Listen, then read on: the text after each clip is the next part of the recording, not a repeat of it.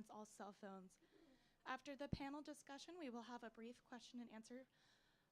Please state your name and affiliation if you are chosen to ask a question. Thank you.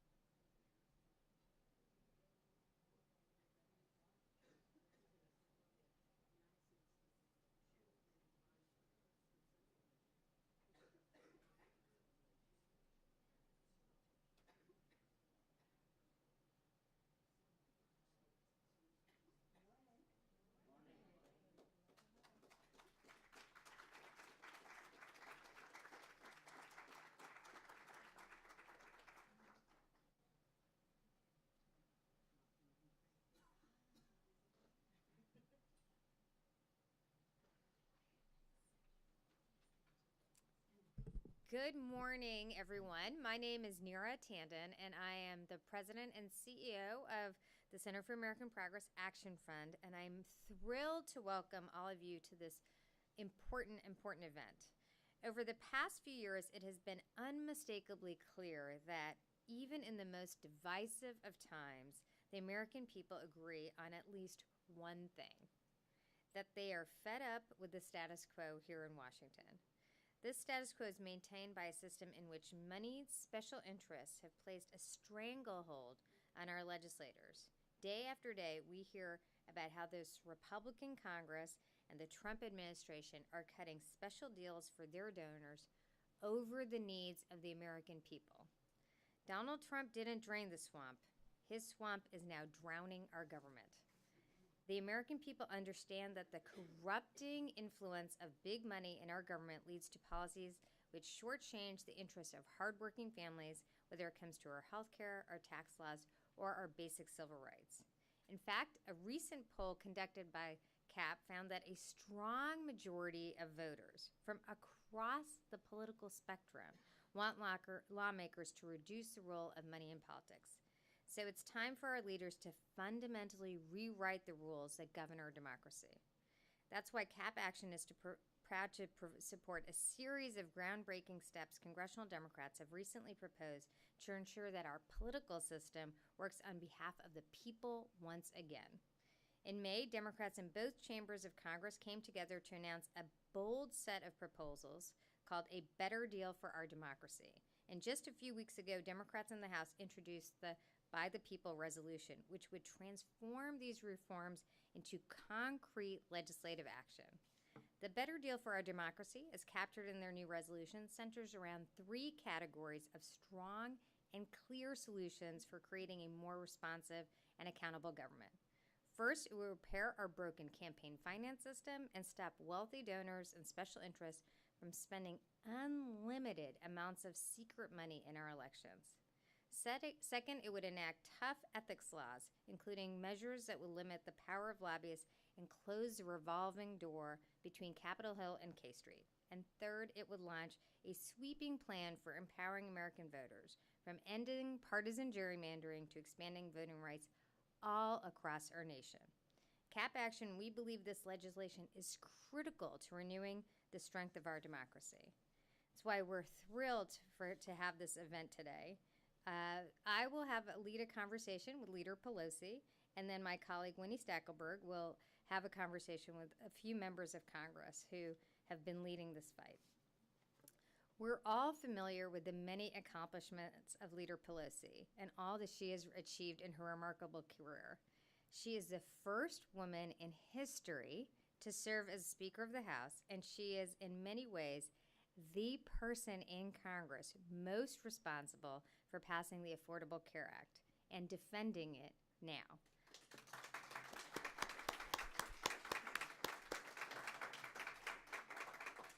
Leader Pelosi has also fought tirelessly for many years to curb the influence of money in politics, to expand voting rights, and to bring greater accountability to our government. And I will just say that I have witnessed her firsthand taking bold and courageous steps she knew would be difficult, new steps she knew that would be unpopular with special interests because it was important for the American people. And so I am thrilled to welcome Leader Pelosi to the stage.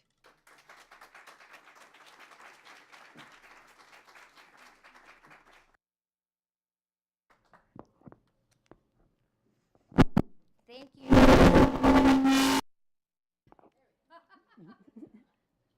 Russians are clearly the microphone. Thank you so much for being here and for your leadership on this and so many other important issues. I actually would like to just start off on some of the news that's happening. Obviously on last Friday, Robert Mueller and the Department of Justice issued a series of indictments around what happened in election tampering. As we think through voter integrity, we have a situation now in which the president is meeting with no problem. The president here? States is meeting with we are. Russian leader Vladimir Putin. Russia just was indicted, or several Russian officials were Wow. just indicted, and yet it seems the president did not mention this. As people worry about our election integrity, do you have any comments or reactions to the so-called summit happening right now? Well, thank you very much for the invitation to be here. It gives me an opportunity to once again, as I say over and over again, thank CAP for being the tremendous intellectual resource you are to us in terms of research about what has happened and suggestions, initiatives for the future. So thank you, CAP. Thank you, Meredith. Thank you so much for your leadership. And that is an applause line. The connection between the president sitting there and speaking with Vladimir Putin practically tolerating what he had to say, or maybe not, was, I think, very indicative. The president, in my view, was afraid to mention the subject at hand. 12 indictments against people connected to the intelligence community in Russia trying to disrupt our election. So from the standpoint of that conversation, I think the president was afraid to bring it up. We know he wasn't being diplomatic. That's not his modus operandi. And it begs the question, what does Vladimir Putin, what do the Russians have on Donald Trump personally, politically, and financially, that he should behave in such a manner? And in doing so, just again, barreling his way through Europe, undermining our allies. And really, with the policy of the statements he's made, the tweets he's making, blame America first. We just don't like that policy. While I completely support leaders meeting, getting a measure of each other, finding common ground, that's always a good thing. But I just don't think that it's legitimate if you're not going to face the realities that are there. And the reality is that the Russian government was a party to the disruption. Those associated with the Russian government were a party to disruption of our government, of our democracy. And our commitment is about people understanding that that they vote, and that everyone who's eligible to vote will vote, that their vote will be counted as cast, and that there should be no suppression of the vote by other kinds of, and we know they're suppressing it enough on the Republican side, but no suppression of the vote by tactics used by a foreign government. Thank you. Thank you so much.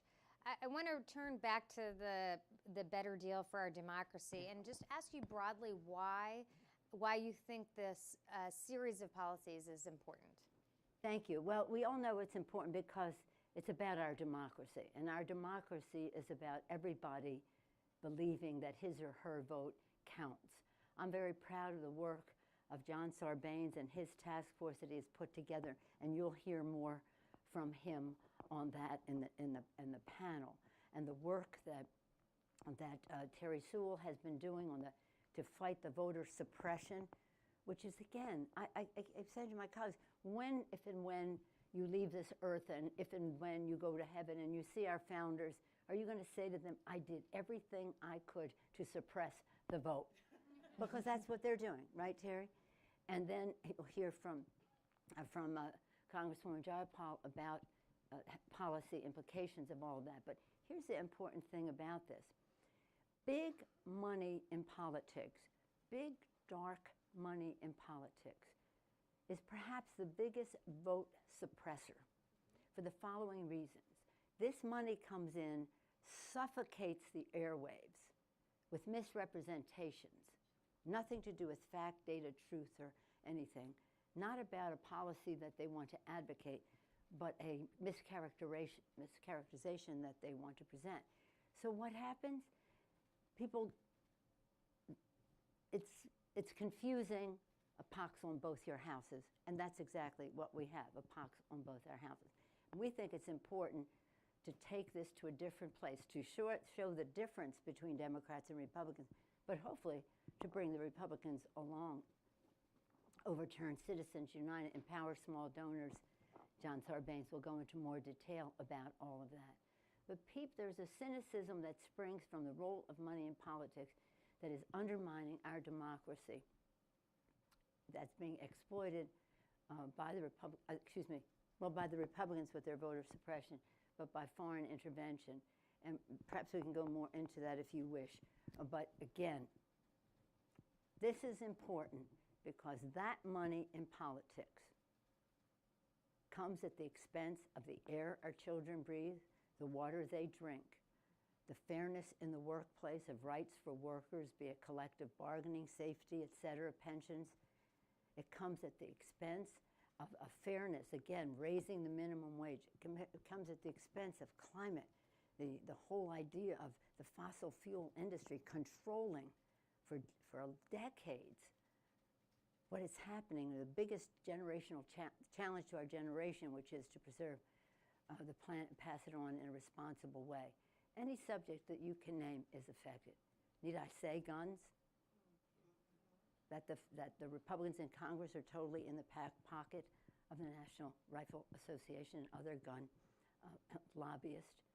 So whether it's our safety, whether it's fairness in our economy, whether it's the air and water that our children breathe and imbibe, whether it's, you name the subject.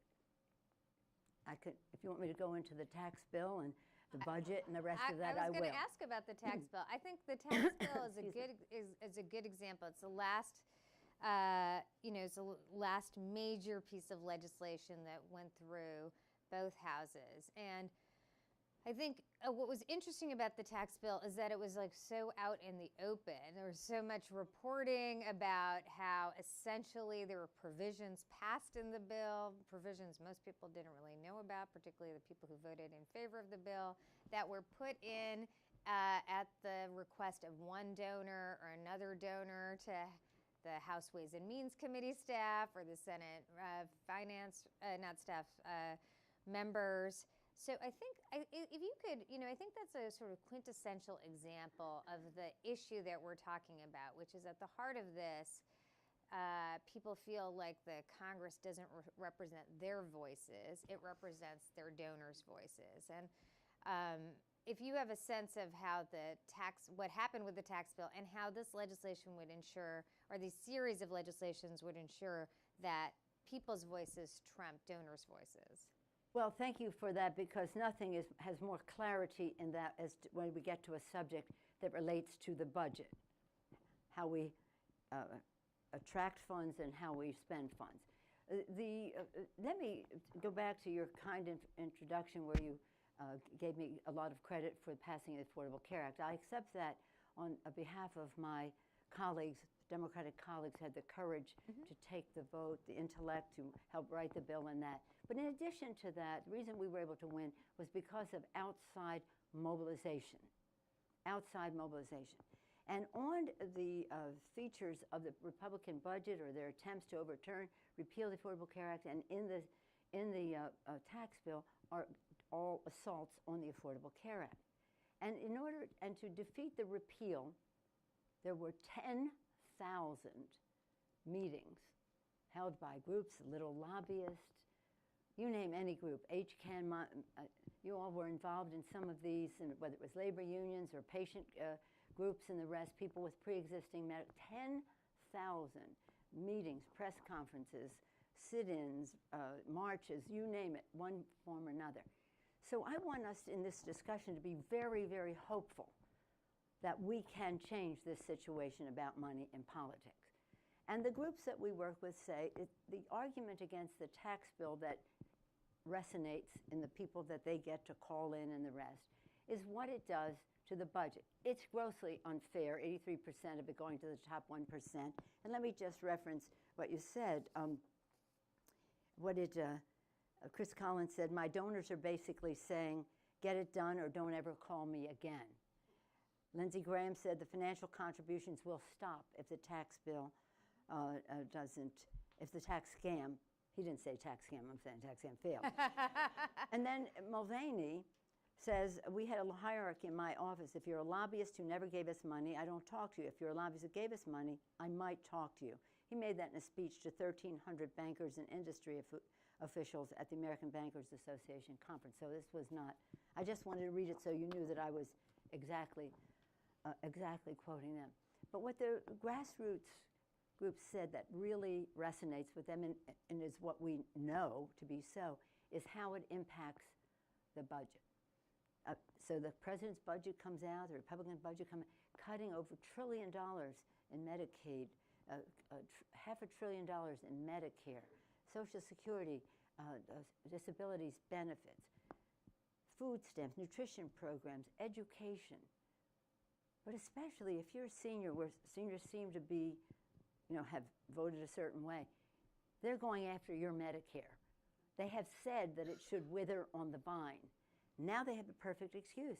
Oh my gosh, we have over a $2 trillion deficit generated by the tax bill. How are we going to reduce how are we going to mitigate for that? We're going to cut Medicare, Medicaid, and that. So again, these are issues that strike to the financial security of America's working families. And that's what we're here to ensure that we work for that. And that is the unifying force in our Democratic Party. So right now, in the interest of the financial stability of America's working families, we want to raise the minimum wage. Of course, money in politics weighs in against that. We want to ensure that people with pre-existing medical conditions still retain that benefit. Of course, money in politics, and it's in their tax bill, the elimination of that, and that's in the courts now. So it is, again, if there were one thing that this election could remedy, it would be to win the House for the Democrats, not to get political, but to win the House for the Democrats and the Senate and the governors and the state legislatures, because what is at stake but the financial stability of America's families? Cost of prescription drugs, obscene. Cuts in Medicaid and Medicare. Medicaid pays a lot of the long-term health care for our seniors, but an assault on Medicare and elimination of the benefit of a pre-existing condition not being a barrier to you getting health care. So money weighs in on all of those things. And so take any subject. The reform of Dodd-Frank. Now they go after that every day. Every day they go after the degradation. They go to degrade the environment. Oh, Pruitt, he was a disgrace with his ethical behavior, but he was a bigger disgrace for what he was doing to the air our children breathe and the water they drink. And it was blatant, and he was good at it. He was very effective at being a violator of the obligation we have to our children. So Lincoln, our great president, he said, and despite what, well, never mind, I won't go into that. Lincoln, he said, public sentiment is everything. With it, you can accomplish almost anything. Without it, practically nothing. In effect, that they say. And so, but for public sentiment to weigh in, people have to know. And people seem to know very clearly that there's a problem here. They have to know very clearly that there is a solution here. And this is a tipping point. This is a time with a positive agenda that John Sarbanes will present, with the description of what is happening, is violating our civil rights and voting rights and the rest that Terry will present, and how it impacts who we are, our humanity. I'll just say this one thing. The sermon yesterday in church was very interesting to me. Maybe I'll say two things. And that was, the priest said, he talked about fairness and that. And he said, he quoted the founder of the Jesuits, St. Ignatius Loyola. And he was saying that Ignatius Loyola cautioned against people about, if you get money, he just said, if you get money, then you get prideful. And then you get more prideful, and then you want more money, and that's what the thrust is.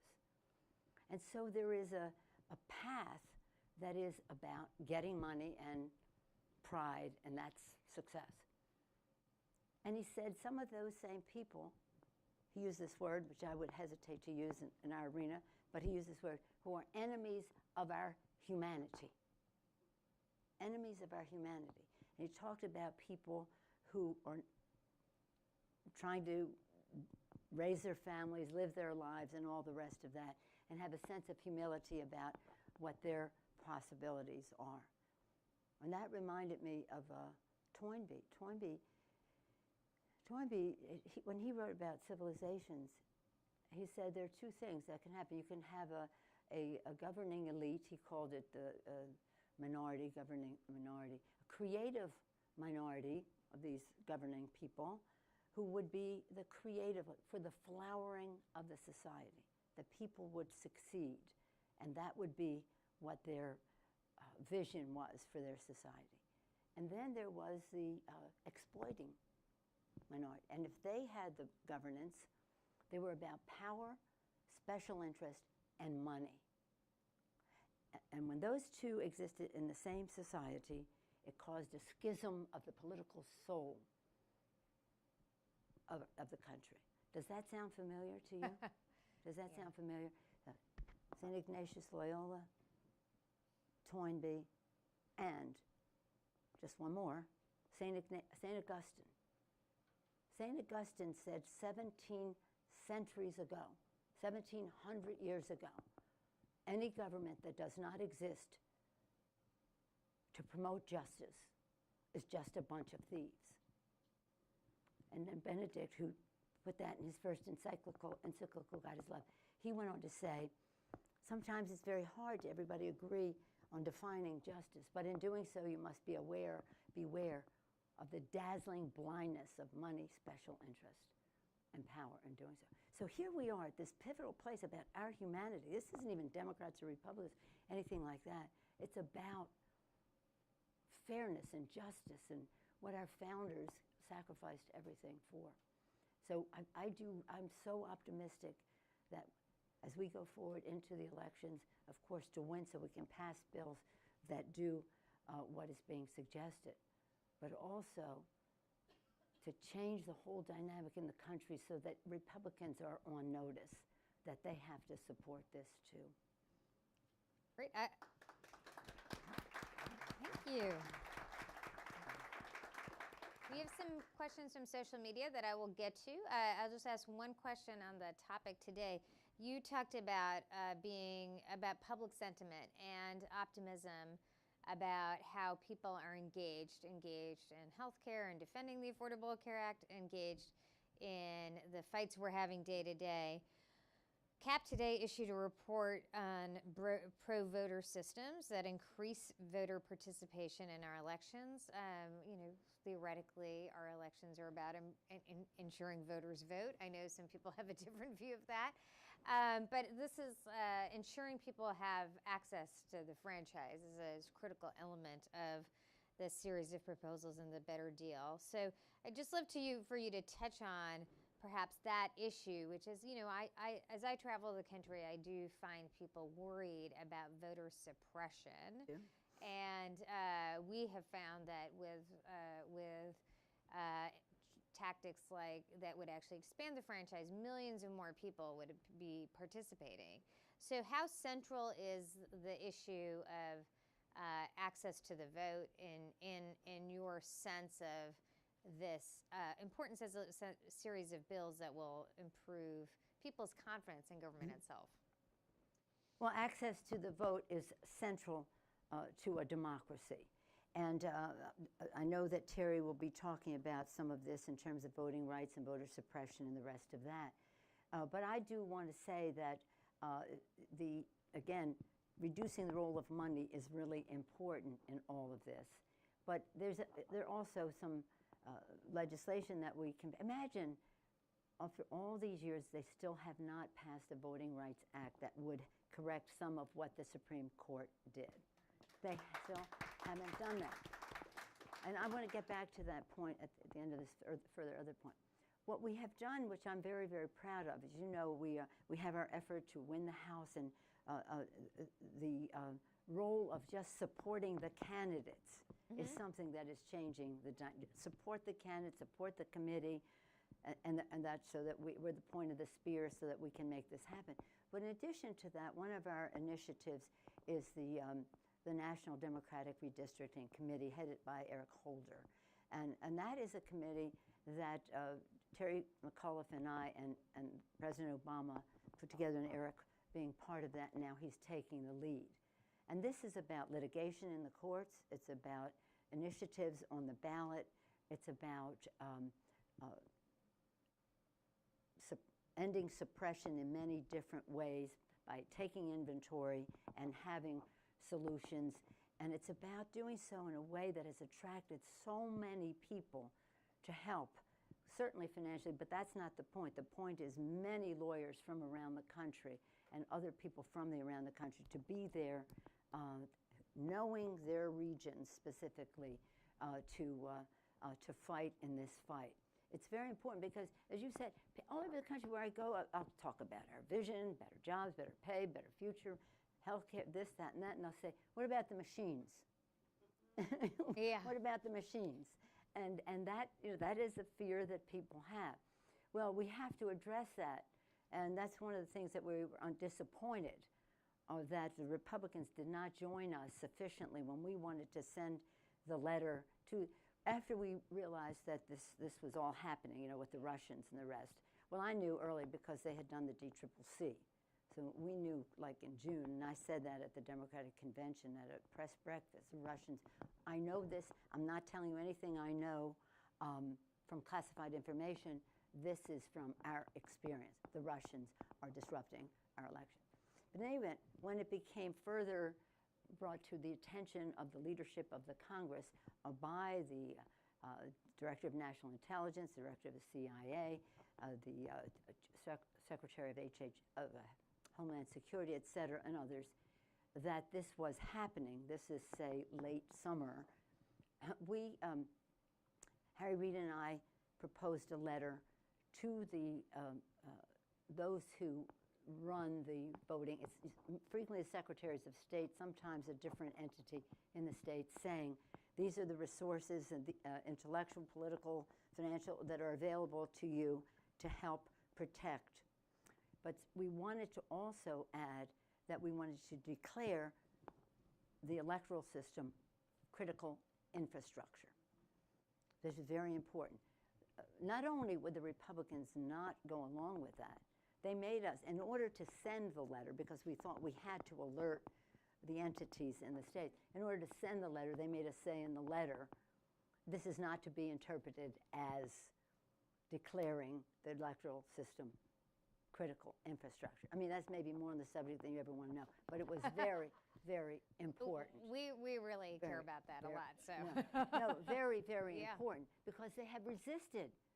The Republicans in Congress have resisted the very inoculation against what the Republicans are doing that we could have done. Not to mention that I think the other day they had their first meeting, which was really insufficient, but the first hearing on this subject in a year and a half since it was officially declared as the consensus of the intelligence community that this has happened. And you see the DNI's statement, Coates' statement of the week, and I don't have them here with me, but they were very, very strong about what the Russians have done and are doing in our elections. Thank you. We have time for one question from social media. On Facebook, Kathy Schemmerhorn stresses the importance of appealing to millennials when talking about restoring our democracy. We know many younger Americans feel they're powerless to change the culture of corruption and that their voices aren't heard. But we're also seeing powerful movements now being led by young people, like the March for Our Lives. What are some ways we should talk about democracy reform issues with young Americans, especially when linking democracy to reform policy issues, just as you've done, reform policy issues that they care about? Well, thank you. The question is about how we would talk to them, but the question, how we have dealt with this, is how we are listening to them. We have our future forum led by Eric Swalwell and many of our millennials. We have millennials in Congress, happily, and we'll get many more in this election. But they've gone to maybe 56, more than 50, over 60 venues around the country, whether it's inner city, rural areas, college campus, wherever young people are, to listen to what their concerns are. You know what some of them might be about the cost of college. Are they going to get a job? Climate change, Wall Street money, in politics, those kinds of things, but to hear it from a net neutrality, to hear it from them, and they see clearly, and we share with them the thought that there is a direct connection of money and politics to the policies that come forth in the Congress. And so we have to make it clear, we have to make it clear to them that we're on a different page.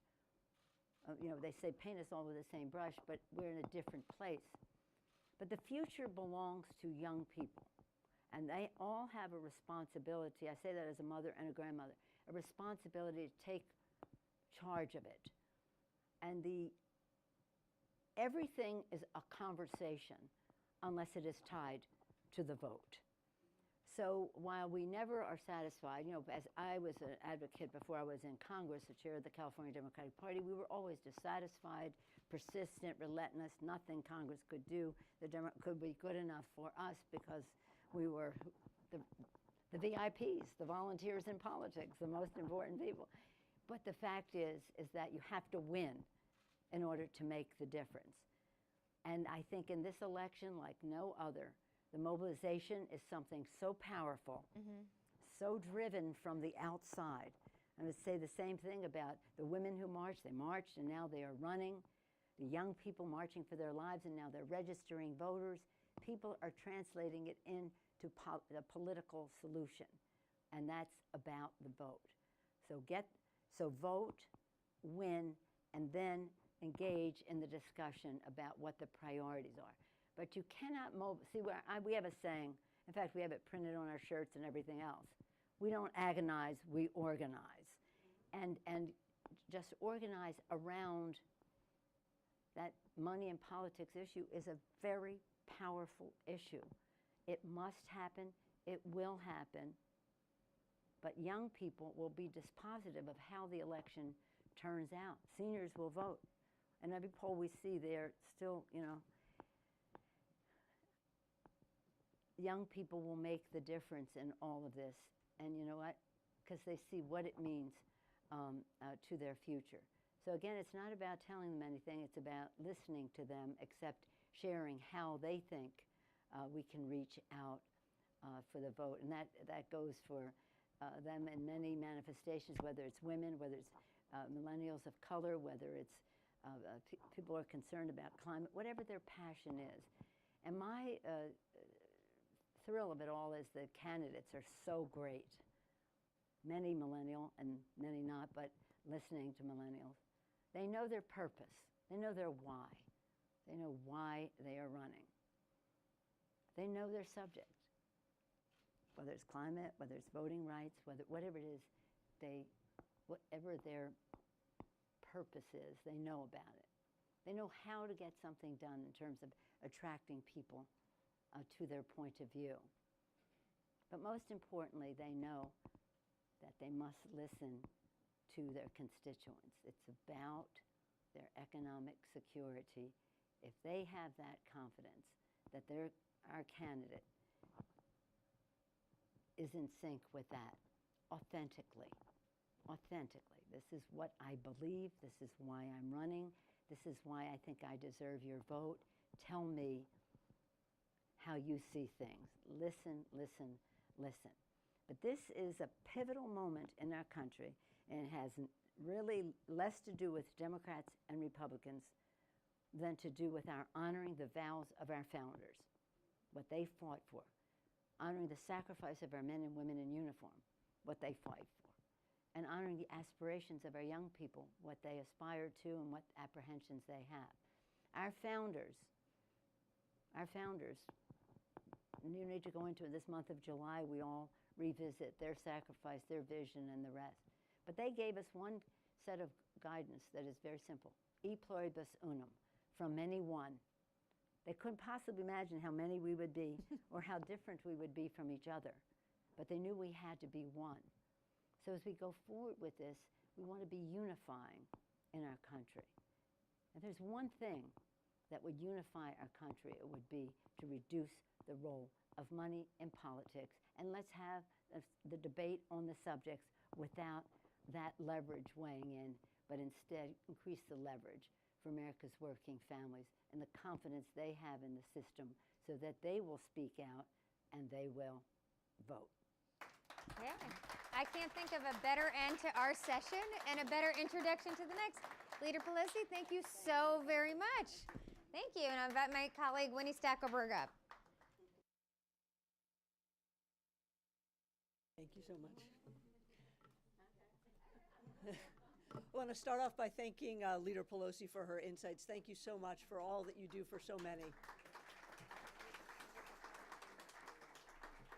My name is Winnie Stackelberg, and I'm the Executive Vice President of External Affairs here at the Center for American Progress Action Fund, and I am pleased to moderate a discussion with 3 distinguished members of Congress who are playing key roles in this powerful democracy reform movement. Representative John Sarbanes represents Maryland's 3rd District. He's chairman of the House Democrats' Democracy Reform Task Force. Congressman Sarbanes played a big part in formulating the better deal for our democracy, which we'll talk a little bit about in just a moment. And he's also the lead sponsor of the House resolution that brings this reform package to legislative life. Since being elected in 2006, Representative Sarbanes has fought for democracy solutions such as small donor financing, which is a central pillar of the Better Deal package. And he is also working on another piece of legislation that CAP supports, a ban on lobbyist fundraising. Thank you, Congressman Sarbanes, for being here today. Representative Terry Sewell, who represents Alabama's 7th District, is a trailblazer who's been fighting to strengthen our democracy throughout her career. Since joining the House in 2011, Representative Sewell has become a leading voice on the importance of protecting voting rights. In fact, the Better Deal reform package includes a major piece of legislation from Representative Sewell. We heard about it from Leader Pelosi just a moment ago. The Voting Rights Advancement Act, which would take the critical step toward fully restoring the Voting Rights Act. Congresswoman Sewell has said that if we want to build a stronger democracy, we have to engage and empower all American voters. Thank you for being here, Representative Sewell. And finally, I'm thrilled to introduce Representative Pramila Jayapal, who represents Washington State's 7th District and who serves as Vice Chair of the Democracy Reform Task Force. While Congresswoman Jayapal is still in her freshman term, she's already made her presence known in a big way. She's been one of the most outspoken and eloquent leaders against President Trump's inhumane practice of separating immigrant children from their parents. As a member of Washington State Senate, she was a champion of automatic voter registration. And I'm proud to say that CAP is now working with the Congresswoman on legislation to ban members of Congress from receiving campaign donations from organizations that their committees oversee. You heard Leader Pelosi talk about St. Ignatius Loyola and the Jesuits. The Congresswoman and I are proud classmates and Hoyas. Please join me in welcoming these 3 wonderful members of Congress to the stage.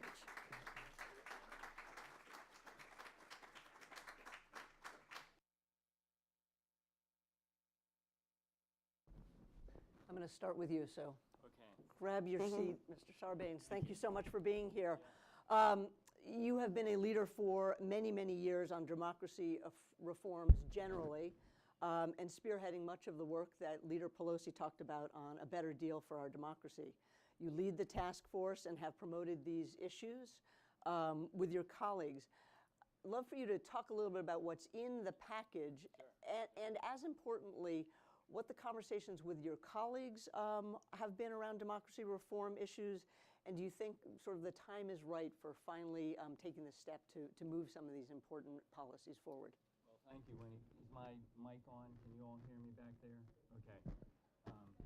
No. No?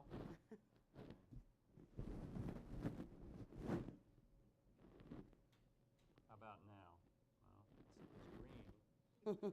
So where's your, pull that up just a little bit. How's that? Perfect. There we go. That's excellent. Okay. I want to thank CAP, first of all, for hosting this, but more importantly, for the sustained support for the broad package of democracy reforms that we're here to talk about today. And I think that Leader Pelosi really punctuated all of the reasons why we need this and all the ways in which we can achieve it. I do think, as I think the leader alluded to, that this is a moment. We have the opportunity. We believe, and many of us in the House Democratic caucus believe, that if we can get the gavel back, we can put forward a broad set of democracy reforms and maybe achieve reforms the likes of which we haven't seen in terms of how robust they are and meaningful since right after Watergate. I think that's the kind of moment we're in right now, and it's because the public is so angry, they're so disillusioned, they so are convinced that their voice is not heard in Washington and in Congress and in government, that they are desperate for some set of solutions that will restore their voice. And when people feel powerless, they can sometimes reach for pretty disruptive solutions to their anger. I think we saw that in 2016. What Democrats want to do is put forward an affirmative, constructive set of democracy reforms that can channel that anger towards something meaningful and positive and restorative of the democracy. So what we've put together, which we believe represents a better deal for our democracy, is a broad, comprehensive framework of democracy reforms that's been alluded to. It falls into three baskets, and you can Google HRES 975 by the people, because that's where it exists now. And we introduced it a couple weeks ago with 162 original co-sponsors within the Democratic caucus. So it's a very powerful declaration of what we want to see. But it falls into three very clear baskets of reform. One has to do with voter empowerment and making sure that people feel like they are respected as voters. So that's where you get to redistricting reform, strengthening the Voting Rights Act, automatic voter registration, all the things that can make it easier, not harder, to vote in this country and exercise the franchise. That's the threshold demonstration of whether you're committed to the democracy. And I'm very pleased to be here with two colleagues who've really been, Terry's been here a little bit longer than Pramila, but they both come from backgrounds where they've been fighting on these issues for a long, long time, and immediately upon arriving in Washington took a leadership role. They represent what our colleagues across the caucus are doing, which is coming forward with ideas, not their own ideas that they sort of just made up, but ideas that they formulated based on listening very, very carefully to their constituents, to the way people feel out there. And that's what Leader Pelosi talked about. I think Democrats are listening. I think we get it. I think this package of reforms shows that we get it and represents our efforts to achieve something meaningful. So, voter empowerment, voting rights, lifting up the American voter, protecting the franchise, that's a critical, critical piece of the reform package. Second basket is ethics and accountability. How do you promote and translate people's expectation that when lawmakers get to Washington, they will behave? That's essentially what that basket is about. We've elected you. We want you to go there and represent us. Don't sort of turn things over to the lobbyists. Don't violate ethical norms. Don't ignore the precepts of the Office of Government Ethics, which is there to make sure that you act properly. So the second basket is a whole set of proposals. And behind each of these things in the resolution, I can tell you there are meaningful pieces of legislation that have been introduced. But these are the proposals that say behave, be ethical, be transparent, be accountable. So that's the second basket of democracy reforms that is contained. And the third, my favorite, is the campaign finance reform basket. And this is tough, because this is where the cynicism is so deep and so corrosive out there in the public that you have to lean into it in a real way. You have to show that you're going to do something real. If you're Democrats and you get the gavel and you go to do something and you don't make it real, then the public may say we've traded in one party that's bought and sold for another party that's bought and sold. They want to see that we're going to make a difference. So this is disclosure of where the big money comes from, the secret money, so people know what kind of money's pouring into their democracy. It's strengthening the FEC, the Federal Elections Commission, so that it can do its job and enforce the rules, right? These are all things that matter to people out there. It's a constitutional amendment to try to address that tragedy of the Citizens United case. And fundamentally, it's creating a new way of financing campaigns in America that's based on small donors and matching funds.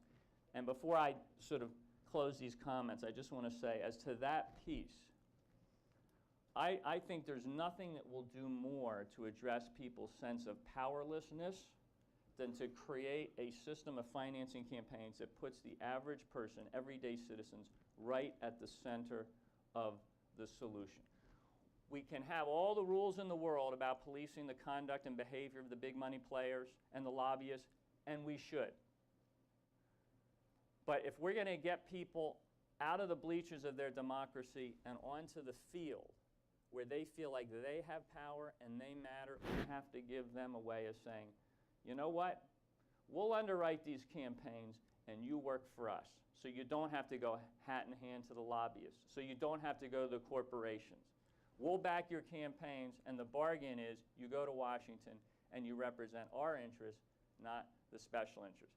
So voter empowerment, ethics and accountability, campaign finance reform, HRES 975, by the people resolution. That's where we make our declaration of principles on this. That's going to be our North Star if we can get the gavel and move quickly as a first order of business to get a meaningful set of reforms on the House floor. Fantastic. Hear, hear. It's probably no surprise that the first bucket is the voter empowerment and talking about voters. Congresswoman Sewell, you have been a leader on these issues while in Congress and before. It's really thrilling to have you here. I want you just to talk a little bit more about that sort of set of issues. Just to say that last week, the Center for American Progress released a new report that advanced a pro-voter agenda to increase voter participation and making voting more convenient, which is one of the problems, not the only problem, but one of the problems to voter empowerment. So can you talk a little bit about why protecting and expanding the right to vote is really so critical to ensuring and strengthening our democracy? Well, absolutely. First, I want to thank CAP for putting on this program, and it's an honor for me to be here with my colleagues. You know, I represent Alabama's 7th District, which includes my hometown of Selma, Alabama. You can't grow up in my district and not understand the power of the vote, and more importantly, the sacrifices that were made for the right to vote. I can't understand how, you know, just 11 years ago, we reauthorized the Voting Rights Act of 1965 for 25 years. That was in 2006. And so 12 years ago. And overwhelmingly, it passed both houses of Congress. Voting rights should be nonpartisan. We shouldn't be in elective office and looking to suppress people's right to vote. As elected officials, we should be making it easier to vote, not harder to vote. I mean, the rock bed, the cornerstone of our democracy is the right to vote.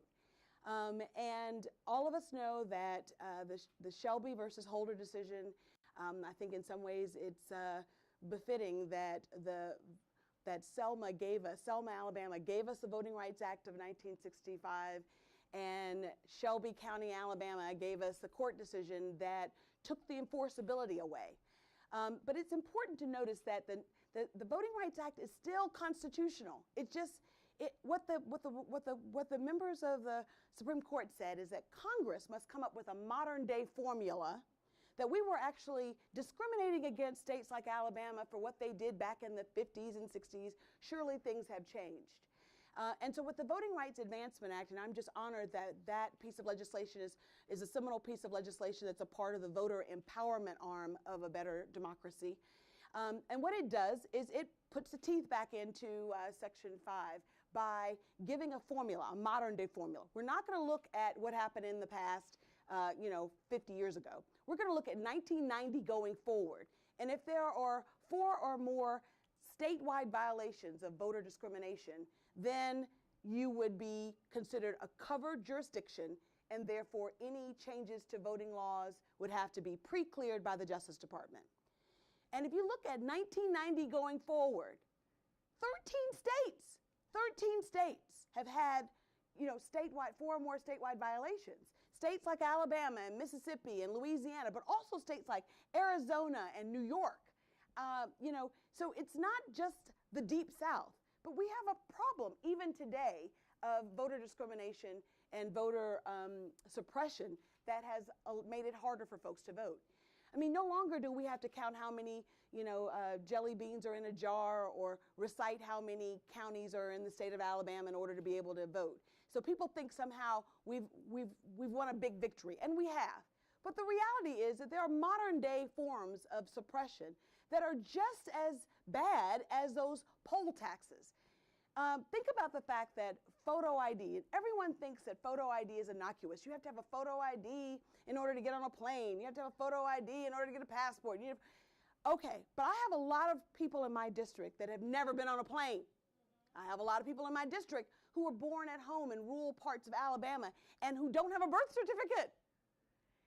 There are folks who literally find it harder to go to the polling stations because they're disabled or they're senior citizens. And we should be making voting easier and not harder. And the reality is that modern day forms of voting suppression, while they're not as overt as the past, they're no less suppressive and they're no less discriminatory. I think about my father, who recently passed, but for 14 years my dad had a massive stroke and he was wheelchair dependent. And my dad no longer had a validly issued driver's license because he was wheelchair bound. But he was determined to go and vote. And it's not surprising that 33 states after the Shelby versus Holder decision came about and took away the enforceability, 33 states started having these photo ID laws and suppressive voting tactics. Alabama was one of them. They passed it in 2011. They held on to it. And time 2013 in that voting, the Shelby decision was decided, they implemented it. So 2014 was the first time in Alabama you had to have a photo ID in order to go and vote. And if you didn't have a driver's license, then you had to get a special photo ID. And my father, obviously highly motivated to vote for his daughter in the 2014 election, wanted to make sure he got it. And I just think about how arduous it was for my parents who were highly motivated, my mom in a small town, Little Selma, but a very famous town. That courthouse had been grandfathered in the ADA laws. So it no longer had to have a ramp. Let me repeat this. It was grandfathered in. It was an old courthouse, been around for a long time. Didn't have a ramp to get up there. And so here's my mom and dad. Dad got up early. Thank God we have home help. We saved up money to have one of those vans that kneels down so we could stroll them in, so we could making transport easy. But a lot of folks don't have those same kinds of amenities. And those are the folks who are being left behind. They're the voices that are not being included. And it's unfortunate, and we have got to do something to put teeth back into it. We should be like Oregon, mailing in ballots. Why can't we mail in ballots? Alabama, we have our primary runoff tomorrow. It's 7 a.m. to 7 p.m., and God forbid that the machines are broken at 7 a.m. That happens. And what you found is that the Voting Rights Act was effective. It was actually too effective, as Ginsburg likes to say in her dissent in the Shelby decision. But the reality is that since we've had the Shelby decision, we've seen long lines in places like Maricopa County, Arizona in the 2016 election. Why was that? Well, prior to the Voting Rights Act being stripped, any changes in polling stations had to be pre-cleared. You couldn't just willy-nilly close down a polling station without giving notice, without getting approval. And what happened is 800 polling stations in 2012, 800 in Maricopa County. Now you're down to something like 70 in 2016. People don't know where to go to vote. People don't know. It's just, and when that happens, if any one person is denied the opportunity to vote who has a right to vote, it affects the integrity of our election system. And we should be outraged by that. And young folks should understand that the power of the vote is how you affect public policy. And I know they know that because we see activism on the grassroots level like we've never seen before, which goes back to what Leader Pelosi was saying. My optimism is that the same activism that a young John Lewis prompted a young John Lewis and the Student Nonviolent Coordinating Committee to organize and to get people fired up about voter equality is the same thing I hope will ignite young folks to want to care about modern day voter suppression and what we can do to make sure that everyone has a seat at the table. Now, campaign finance reform is the way to affect money in politics. But if you don't have access to the ballot box, a state like Alabama could impose photo ID laws and then all of a sudden close down 31 DMV offices. What's the most popular form of voter ID? A driver's license. And those closures were mostly in my district, where people were already in rural, underserved communities. It's unfair, it's not right, and it goes to the heart of our democracy. We should all be upset about it. We should all be enraged by it. And we should be motivated to make sure that access to the ballot box is a first priority. Voter empowerment. Fantastic. Thank you. One of the things I'm going to come back and want to hear from each of you is conversations that you have had with your constituents, with people in your district, with people in the states that you've traveled around, and with your colleagues, both on the Democratic and the Republican side of the aisle with these kind of things. So they seem fundamental issues that I'd love to hear more about. But Congresswoman Jayapal, I want to ask you a question. You have been for a long time a leading figure speaking out against the Republicans' inhumane policy of separating immigrant children and their families. You were arrested at a protest, I believe, in the Senate. Good trouble, as John Good trouble. likes to say. Today, in fact, this morning, we released a paper that tracks the huge influence of the private prison industry on Republicans' cruel and illogical detention policies. It really talks a lot and goes to what Leader Pelosi was talking about earlier with campaign cash and then the result on the Republican side of the aisle. The two top private prison companies give massive amounts of campaign cash, heavily favoring Republicans, and spend prolifically on lobbying. CAP supports, and you all do as well, several of these anti-corruption solutions to help reduce this kind of dynamic. One of the policy solutions is to ban committee members from receiving contributions from interests under their jurisdiction of their committee. It's a policy that seems to make lots of sense, but yet is a policy that has not yet to be enacted. Can you share your thoughts on the current situation and the committee contributions ban specifically, and how sort of this corrosive effect of the money and the policies and the engagement goes to the heart of what we're talking about here today? Yeah, absolutely. And thank you so much, Winnie. It's great to be back with my fellow Hoya.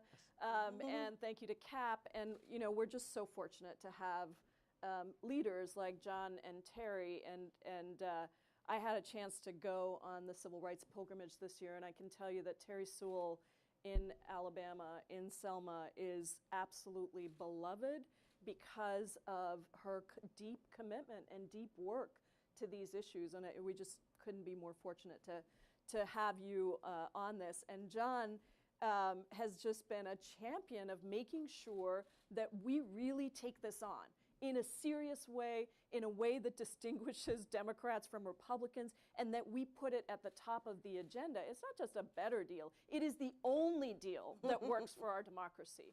And so I want to thank you, John, for that.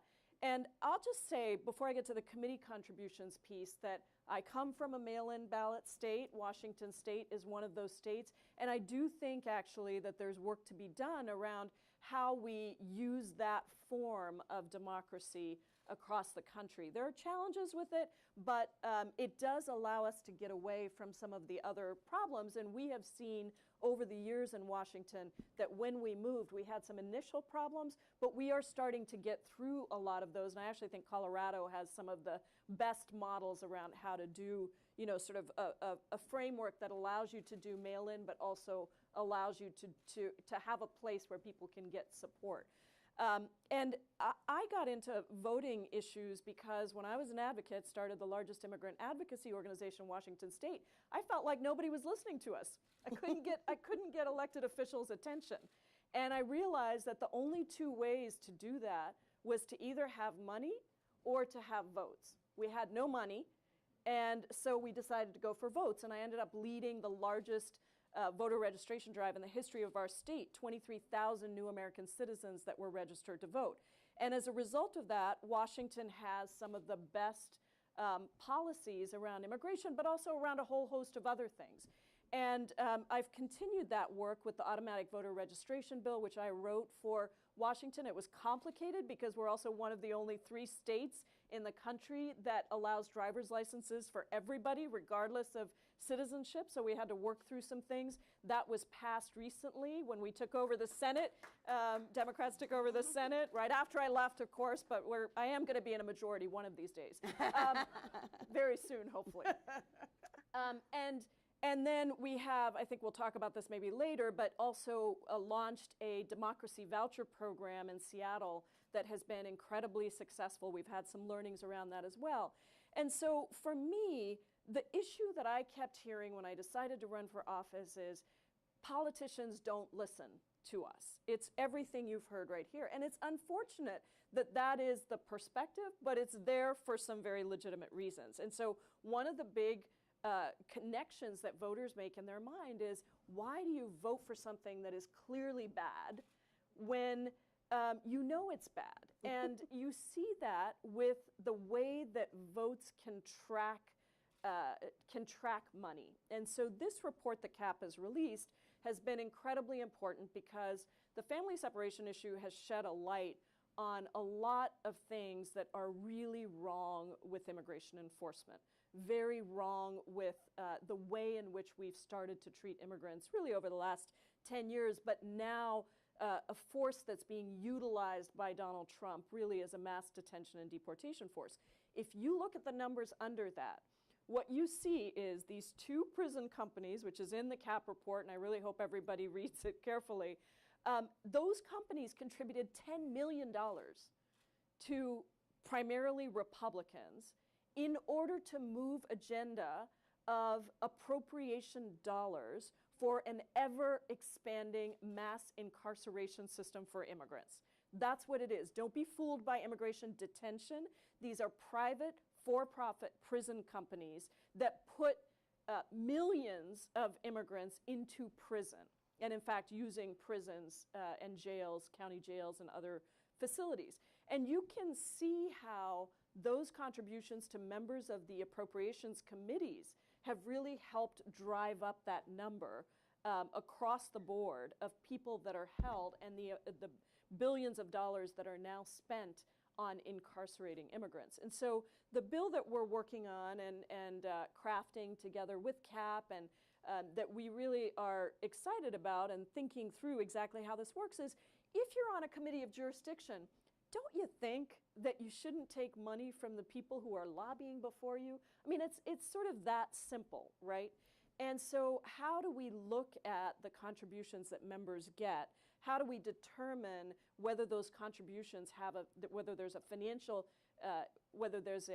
financial interest in those contributions that are directly tied to a policy result? Because ultimately, the American people just want to know this: are you accountable to me, or are you accountable to the people that give you money?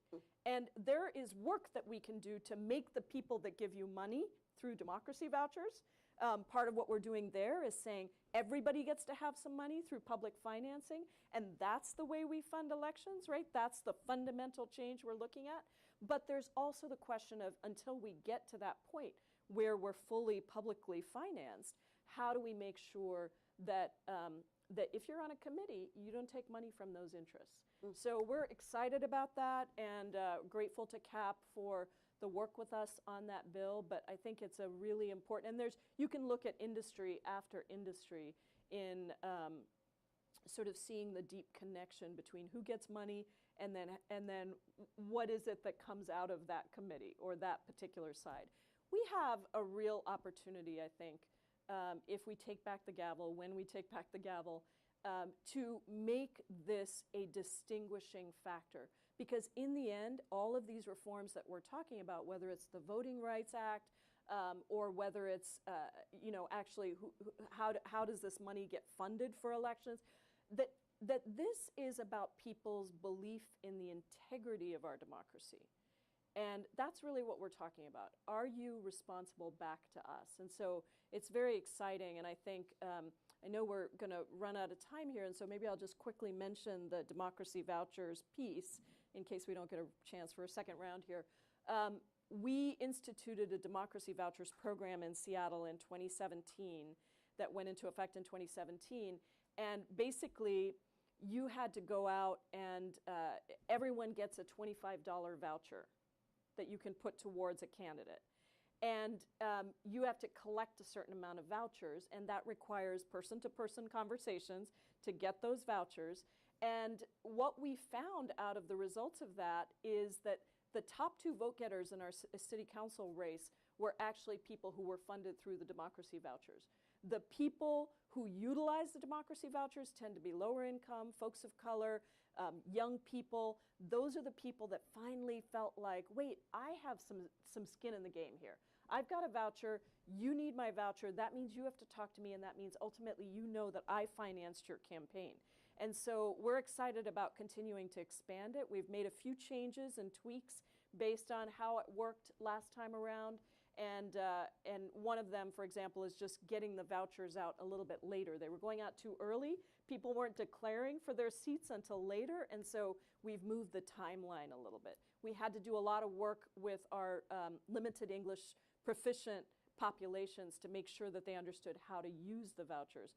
But this is really the future of our country, I think, is getting to a public financing system where everyone feels like they've got skin in the game.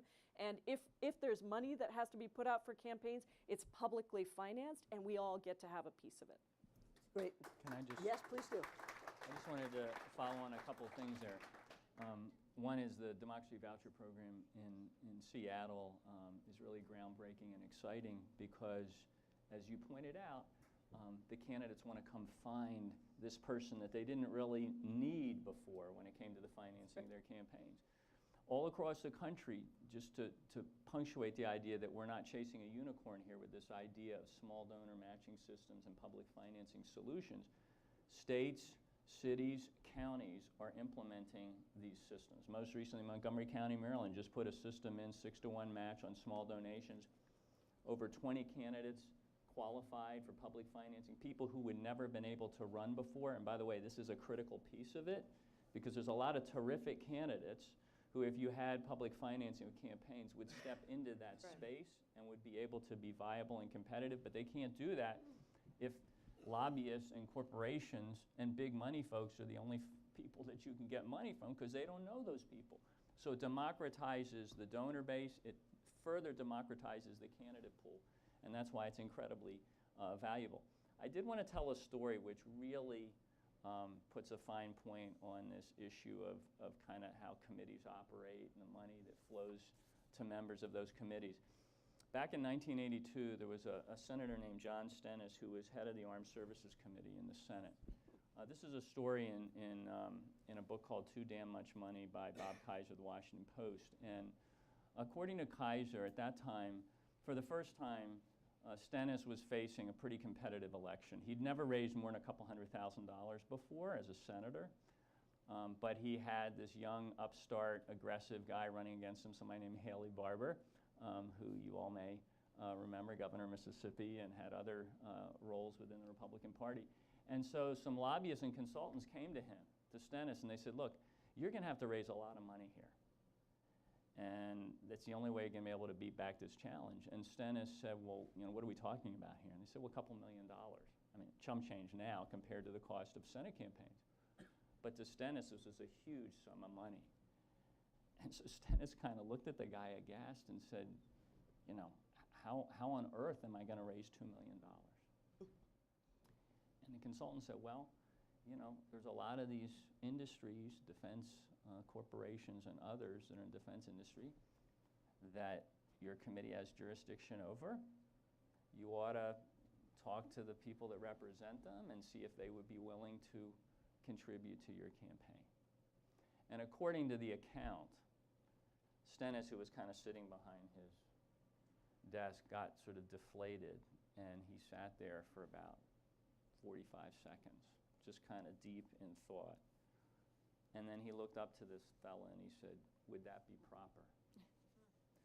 So we've gone now in a 30-year stretch from a time where the culture was such that the proposition that you would do that would be viewed as improper, to a time where it's actually expected. It's part of the way the system works. What Stennis was articulating there, I think, is what the average person looks at and says, this is a no-brainer.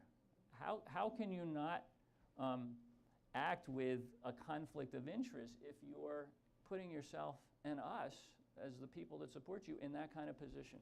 So it's why reining in the influence of money in all of these different ways, the bill that we're going to be introducing soon on lobbying reform, it basically says lobbyists can't bundle up thousands and thousands of dollars anymore and come in and, boom, drop them on the ground in front of you if you're a member of Congress and say, by the way, I need to talk to you about this provision and that provision.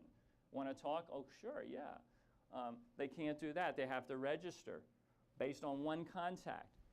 We're going to have a Michael Cohen loophole in there, so you can be offering strategic advice, but if you're doing it on how to access the government and influence it, that has to cause you to be registered. So, again, the public, they're way ahead of this. And they're kind of out there saying, if you can't do this stuff, why on earth would we trust that you have our interests at heart? This is a test of us. And I think we've got a set of solutions that are going to say powerfully to the public, we get it.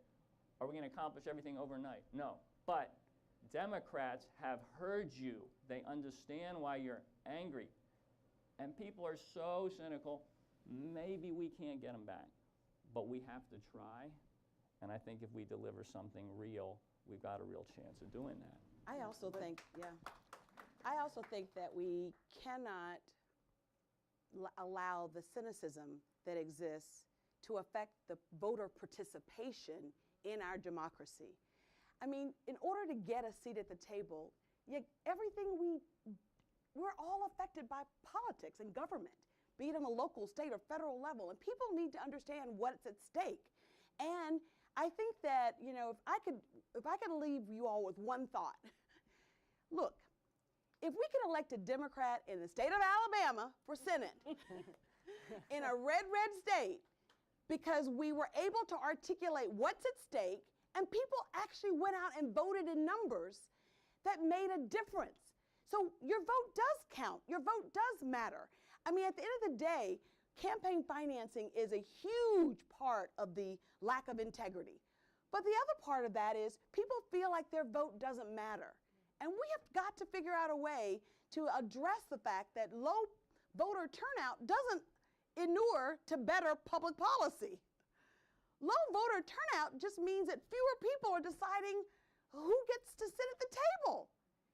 And directly related to all of this is the fact that special interests, not only do they get a seat at the table, they seem to be getting all the seats at the table, these special interests. So we're going to have to figure out a way that people can feel empowered, and that's what the voting empowerment section is about. But it's more than just voting rights and breaking down barriers. It's also the fact that we have always been one Supreme Court justice away from eroding so much progress. And the fact that we had, you know, the Shelby decision, and we've seen a succession of other decisions, including most recently the voter purging. Since when is voting, you know, a right that you can lose? I mean, just because you don't write an op-ed or protest in the streets or get arrested doesn't mean that you don't have the fundamental right to protest government. That's a fundamental constitutional right. Just because you miss church or don't go to temple doesn't mean that you don't have the freedom of religion. And just because you don't vote in every election doesn't mean we should be able to take away someone's right to vote. We have to wake up to the fact that the baseline is voter participation. That is what makes our democracy healthy. And the reality is that some of our colleagues are losing elections by 5% of the people choosing a whole congressional seat. That's unheard of. But that's what happened in Crowley's seat, I heard. I mean, the reality is that voter participation is where it's at, and we've got to figure out a way to empower voters to realize that their vote does matter. And when I think about the fact that people were so cynical about Alabama ever electing a Democrat, I mean, it does matter who our candidates are. Clearly that matters. And having credibility in communities already was a running start for Doug Jones. But the reality is that for us to have African American turnout the level of Obama in 2008 and surpassing African American turnout in 2012 in the state of Alabama meant that a whole lot of people went to the ballot box, and it made a difference. Fantastic. And I want to have each of you sort of provide kind of a concluding comment here. These are topics that we at CAP, with the three of you, could talk about for a long time. So I want to thank you now for being here. I want to thank CAP's democracy team, Liz and Mike and Danielle and Alex, for incredible work and partnering with members of Congress and elected officials all around the country. The innovation that we see at the state and municipal level is incredible, and we want to raise that up. So thanks to all of you for being here. But just sort of as you provide a last comment to our audience here, you talk a little bit about how the cynicism of voters, we've talked a little bit about it, the distrust, the lack of confidence in government, the pro-democracy and values reforms you're talking about, how those all intersect. Should candidates be talking about healthcare and the economy? Should they be talking about democracy and voting? Is there a blend of everything? I mean, you seem to be connected to constituents in a way that is incredible, and I hope is not unique, but is something that you can share with your colleagues as we look ahead to November. But just sort of as you provide concluding comments about the issues and what's at stake for our democracy. Sure. Well, thanks for having us. And I'll just go back to what Leader Pelosi said. I don't have to go on too long about it. She made those connections. She made the point that it's not either health or talking about democracy reforms. It's the fact that they go together. The reality is the reason that the pharmaceutical industry has so much influence in Washington, the reason we can't get Medicare to be able to negotiate drug prices with the pharmaceutical industry is because they have an army of lobbyists. They contribute hundreds of millions of dollars to campaigns. They fund super PACs. And they lean on the policymaking machinery and ensure that we can't get that result. The oil and gas industry stands in the way of real progress on climate change, on the environment, because again, they've got the lobbyists and they've got the money to lean in and get the attention of lawmakers in ways that the average person and folks that care about the environment cannot do. On the economy, Wall Street wrote that tax bill. And it was a payment on delivery exercise. You look at who sent in and how much money they sent in to Paul Ryan and to these other crafters of the bill when that tax bill got delivered. I mean, talk about fueling people's cynicism. That was payment on delivery. And Leader Pelosi read you the quotes where they feel perfectly comfortable just talking about it out in the open. I mean, how can you blame the person who's sitting there in their kitchen watching this play out on their television from saying, you know what, I'm walking away from this democracy because it doesn't respect me. I have no voice. People don't care about who I am. And they go up into the hills and they hunker down. And I'll close by saying this. A lot of them, because we talk to them, and a lot of them are saying, we'll come back into the political town square. We'll come back into the democracy if you unrig it, if you fix it. We'll come back.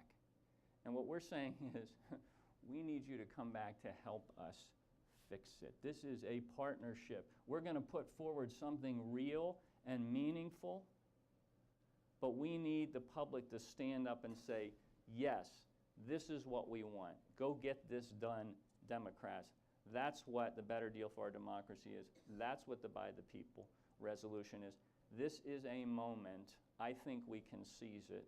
I think we can make this happen. Well, you know, I think it's an exciting time for us. We have to deliver, but it's an exciting time, and there's a lot of opportunity. And when I ran in 2016, mine was the most expensive non-swing district race in the country. We have a top 2 primary system. It was a $7 million race. And I said at the very beginning that I was not going to take corporate PAC contributions. And I had 82,000 people across the country who supported the campaign, and the average contribution was $23. So we beat Bernie Sanders. And the thing that was exciting to me about that is it all boils down to trust. Everything that we're talking about, even the voter reforms that we're talking about, the Voting Rights Act, is a core issue of trust between who makes democracy real, right? It's like, how do we make democracy real? We have to give people the access and the ability to vote. We can't just say you have the right to vote if you don't have access or ability. And the same thing is true of the reforms we're talking about, that we are saying to people, we want you to trust us, and if you trust us, we can be accountable to you. And part of that is about the money in politics. And now you see people understanding what happens when they don't vote. And there are good reasons for why they didn't vote. Some of it is access. Some of it is deep cynicism for good reasons. We can't ignore that fact. And so what we're seeing now is people coming back into the streets, the marches, all of that. How do we translate that to the ballot box? And I do think we have this incredible opportunity where people are seeing that small dollar contributions, starting with Obama, then going on to Bernie Sanders. Today, I saw that 60% of our red to blue candidates don't accept corporate PAC contributions. That is a sea change. And that reflects a little bit of catching up to the voters. Because John's right, the voters are way out front ahead of us because they want to know that this trust is real. So it goes to candidate authenticity, integrity, and how do we really make sure that ultimately we're going to get a democracy where everybody does have a seat at the table and actually is are the people that are listened to. When we say we represent people, we don't represent corporations, we represent 750,000 individuals in our districts. And so I think this is an incredible opportunity. I think we've seen the ball move so dramatically along, thanks in part to colleagues in the House who have put together this package, but thanks to the American people for making the connection between what happened in 2016, what is happening today, the fact that we're one vote away in the Supreme Court from taking back so much progress on so many levels, and recognizing that they are willing to do their part, but we have to do ours. And that's the incredible opportunity in front of us, and it's an exciting one, and I am really excited to put this, first of all, to win in November, and to put this forward as the first area that we need to be working on as a Democratic Party. Well, I think that in order to get a better deal for our democracy, we have to take back the House. We have to be the people setting the agenda, setting the priorities. And that means that we need people to go and vote. It's just that simple. And I believe in homework. So I've been telling folks, yes, it's important to expand the tent and to register more people, but the critical thing you have to do is take people to the polls. We have to actually get folks to vote and be assured that their vote is counted. And we don't have by mail in Alabama, and we won't get it. We don't have early voting in Alabama. We don't have any of that in Alabama, which means from 7 a.m. to 7 p.m., however many people can get to the polls and vote. That's how you make a difference. And so all of our efforts are for naught if we're not setting the agenda, if we're not the party sitting at the table making those priorities. And so my advice, my last comment, closing comment, is just to remember the power that lies within all of us to vote. And it's not enough that we vote only in presidential elections. Every election is an opportunity to make a difference, and every election is important. So I have been asking all of my constituents, who see the intersectionality between health care and Medicare. So it's all of the things, the bread and butter issues that affect their day in and day out life. They understand that those are public policy issues. But it's hard sometimes when you are, working 3 and 4 jobs and trying to make sure that your children, to actually make that translate to every chance there's an election to get out and vote. So we have to make that easier. We have to figure out a way to make that easier. And I just want to say in closing, what motivates me each and every day is just the thought of those folks bludgeoned on a bridge for the right to vote. People who, were ordinary Americans who saw an injustice and decided to work together, and as John would say, in a nonviolent way, band together, and they achieved extraordinary social change. And they did that not in the halls of Congress, they did that on a bridge in Selma. So don't tell me that we today can't make a difference right where we are. Bloom where you're planted, as they say. You don't have to be a member of Congress in order to go out and fight for restoration of voting rights or to make a difference. You don't.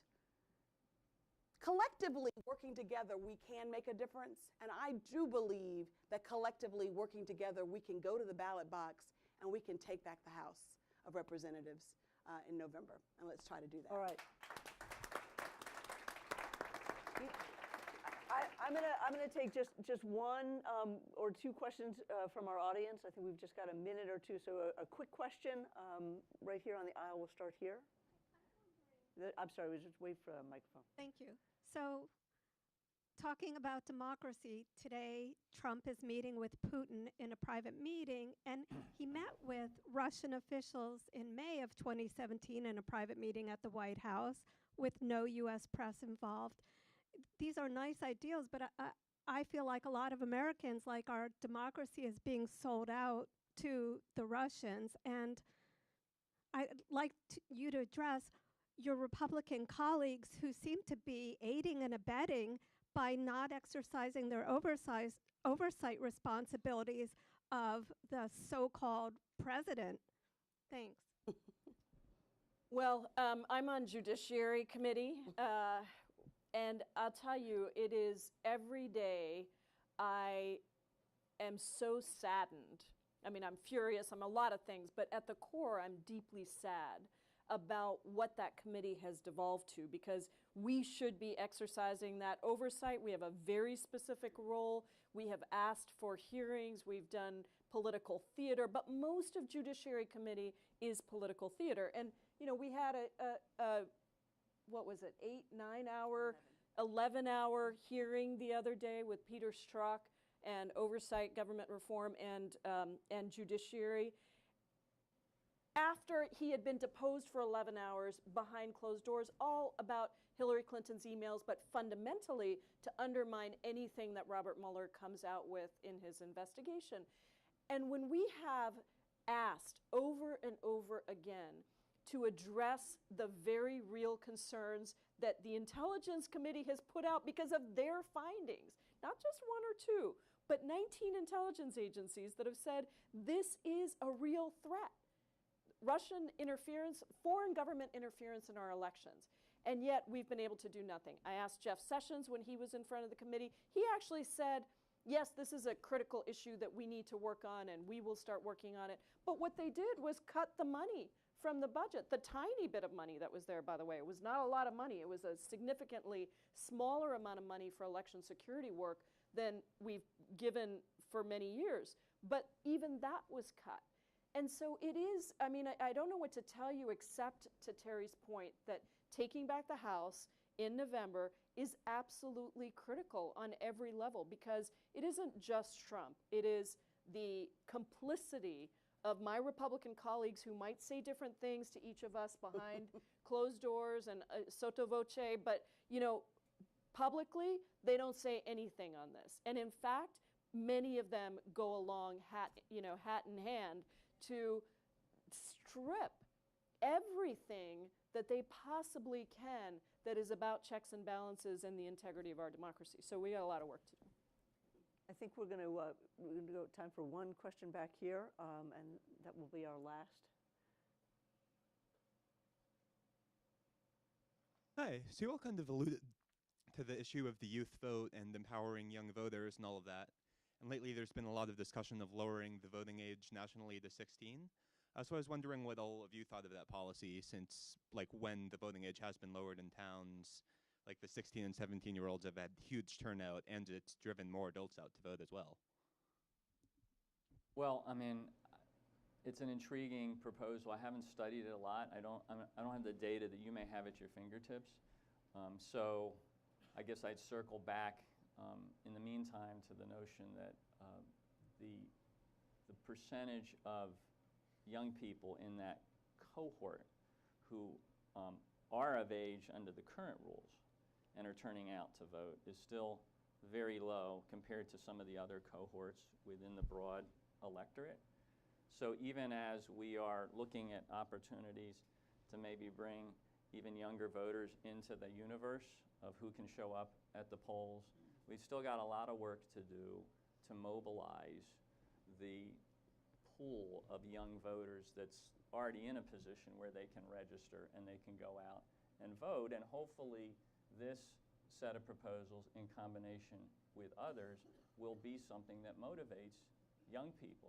I mean, I give the Parkland students a lot of credit because within 24 hours they went to the vote as the solution. It was amazing leadership on their part. They connected it to showing up at the ballot box, and I think that effort is going to mobilize a lot of young people, and there's other issues that can do it as well. But let's try to maximize the power we already have in terms of the universe of young people that can step onto the field. This is the most powerful voting bloc that exists in America right now if it would step onto the field and exercise that right to vote. A lot of that power is being left on the table. You and others can make sure that that doesn't happen in the midterms and that we can get the gavel back and put the kind of oversight in that Pramila was talking about. And we did in Washington State. We have pre-reg for 16 as one of the things that we've been trying to move. So there are other ways to bring young people in. And we have tons of youth work that is as young as 12 years old going door knocking. And how powerful is that when a 12-year-old says, excuse me, I can't vote, but you are voting for my future. So we found that young people have been incredibly instrumental, really, in moving their parents. And that's another really important strategy, as well as starting earlier with the pre-reg so that people are ready when we get to 18, if we can't get 16 as the voting age right now. Please join me in thanking our incredible panel, Congresswoman Pramila Jayapal, Terry Sewell, and John Sullivan. Thank you so much for being here. Take a group shot.